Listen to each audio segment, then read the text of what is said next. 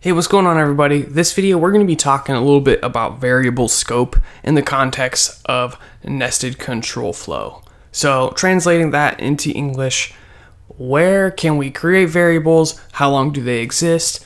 And when are we going to get variable conflicts? And so forth. So it should be pretty fun. Hopefully you've picked up on some of this throughout the series, but I just want to set it straight, make sure we're all on the same page. And you know who is on the same page with me at all times? That's right, our sponsor. Pramp is a free mock interview platform where you can develop your technical interviewing skills. Practice coding with live execution of all major programming languages to solve real interview questions. Interview types include data structures and algorithms, product management, behavioral interviews, system design, front end, and data science. I've personally used this service to successfully crash course for a software engineering interview. Lots of people are having success getting positions at companies like Amazon, Google, Twitter, and more. Check it out. I'll leave a link for you guys in the description. Alright, so we had an issue in the previous videos where I created this I variable, and down here, if I uncomment this and want to do this stuff again, we have this error because it says I is a duplicate local variable. So what the crap does that mean? Well, essentially, the I we created up here is still in scope when we get down to line 15. And in Java, we cannot declare the variable more than once if it's still in scope. So we can't go in here, we can't create an I variable in here, we're going to get an error. See, duplicate local variable I.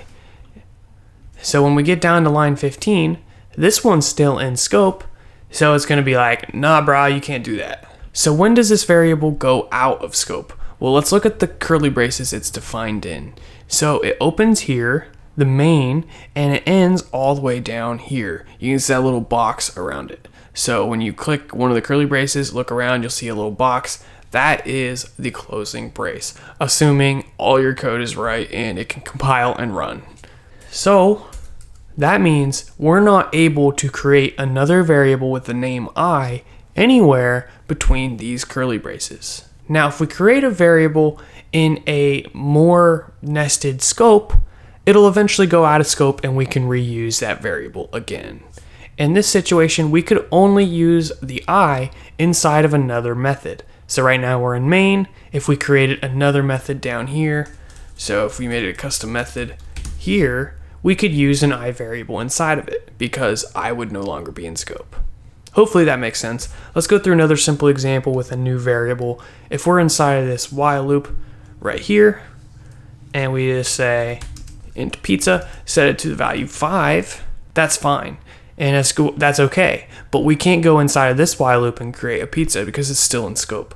But outside of these curly braces, we can. So look at this. We can say int pizza and give it the value 5. And we're not going to get any errors there. That's totally okay.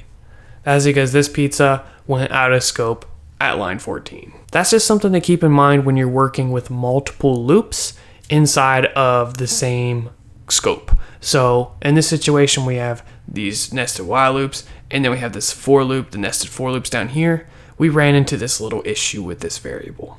So what I'm going to do is I'm going to get rid of these pizzas here, and we'll just take a look at this.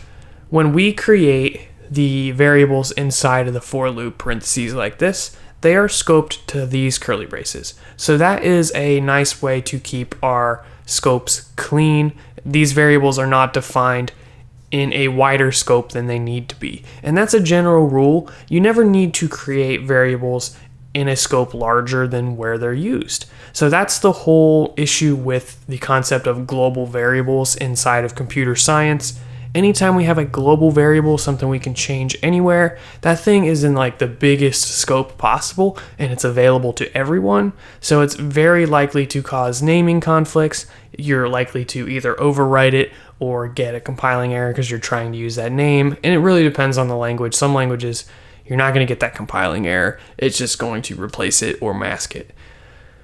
But anyways, I'm rambling. The whole point of this thing is just be very clear about where your variables are defined and don't define them in a larger scope than necessary. So for example, if I went up here and said int I equals 9, and then for this first iteration, all I did was leave that blank, this code would still work, assuming this wasn't already used up here. And that would be fine, but then this I is going to persist down here. So I exist down here. That is only fine if you need to use the variable I at the end, and sometimes that's going to come up. Mainly just be really careful about where you're creating your variables and just pay attention. And I'm just going to put that back. There we go. And again, I'm going to comment this out because we have that naming error and we don't really need these for loops. All right, cool. So hopefully that was helpful, guys. Thank you guys for watching. Be sure to check out the next video. We're going to be talking about the break and continue keywords in the next video or two. So those will be really helpful if you want to build more complex applications. Thank you guys for watching, and I'll see you then. Oh, and don't forget to hit that subscribe button.